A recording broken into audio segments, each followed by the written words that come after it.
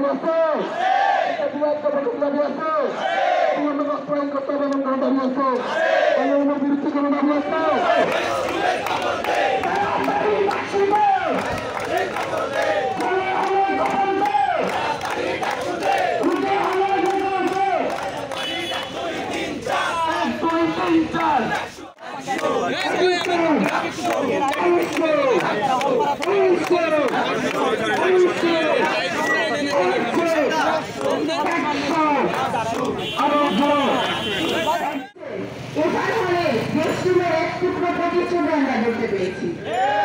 আমরা কি নতুন করে আবার গেস্টিং কালচার দেখতে চাই? আমরা কি আর নতুন করে গেস্টিং কালচার মেনে নেব? আমরা কি বারবার আপনার সমাজের মধ্যে হত্যাকাণ্ড দেখতে চাই? এই হত্যাকাণ্ড কিন্তু গেস্টিং কালচারের ফল ছিল। আমরা কখনোই চাইবো না এই গেস্টিং কালচার আমাদের মাঝে আবার ফিরে আসুক। এই হত্যাকাণ্ড আমরা চাই না। আমি বিশেষ করে মেয়েদের হলে গেস্টিংয়ের ভয়াবহতার নিজে আমি সাক্ষী ছিলাম। গেস্টিং কালচারের নামে কিভাবে সাধারণ শিক্ষার্থীদের নেত্রীদের দাস বানিয়ে রাখা হতো তার নির্মম সাক্ষী আমি নিজে। আমি নিজে ছাত্রলীগ নেত্রীর রুমে ছিলাম, তার রুমে ছিলাম। কিভাবে আমার মতো আমাদের বান্ধবী ছিল, আমাদের ব্যাচমেট ছিল, কিভাবে পয়সানো সাজানো আমাদের দিয়ে, কিভাবে তাদের ব্যক্তিগত কাজ আমাদেরকে করে দিত, রান্না থেকে শুরু করে তাদের যেগুলো পয়সানো সহযোগী দিয়ে পালন করাতো তার সাক্ষী আমরা নিজে। আমরা চাই না সেই ছাত্রলীগ নেত্রীদের মতো নতুন কোন দলের নেত্রীরা নতুন রূপে আবির্ভাব হতো, তারা নতুন করে গেস্টিং কালচার নেই। আমরা কখনোই চাই না সাধারণ শিক্ষার্থীদের জিম্মি করে তারা কোন ধরনের ফায়দা নেবে। শিক্ষার্থীদের কথা যদি বলে কেউ বলে তাহলে সেটি বলবে ডাকসু নির্বাচিত প্রতিনিধিরা, কোন নেতা নেত্রী নয়। আমরা কোন নেতা নেত্রীকে চাই না নতুন করে, আমরা গেস্টিং চাই না, আমরা ডাকসু চাই।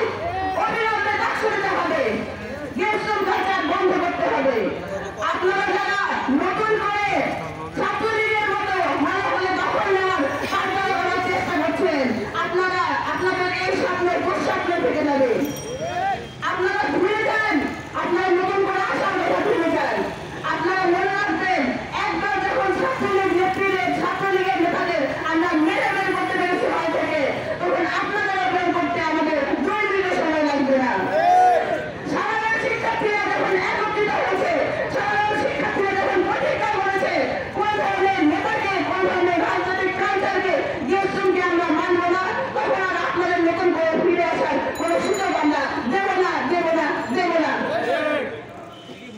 আমি খবর পেয়েছি যে তোমরা ওখানে এসছো, কিন্তু আমাদের একটা খুব জরুরি মিটিং হচ্ছিল এবং সেটাও তোমাদের এই জাতীয় সংশ্লিষ্ট বিষয় মিটিং হচ্ছিল, এই জন্য যেতে পারিনি। ওই বিষয়ে আমরা আলাপ আলোচনা করছিলাম, এর সাথে আরো সংশ্লিষ্ট বিষয় আছে। তো আমরা এখানে কথা না বলে যদি তোমরা 10-12 জন আসো, আমরা তাহলে ভেতরে কথা বলতে পারি। ট্রেজারার স্যার আছেন, প্রফেসর স্যার আছেন, এখানে কথা বলবে। আচ্ছা, তাহলে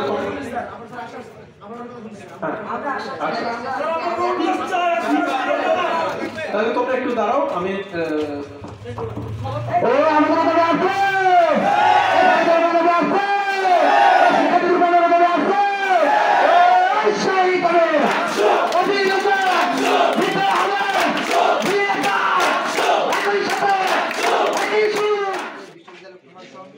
যখন তারা এটা মানতে না চায়, তখন তারা বিভিন্ন লাল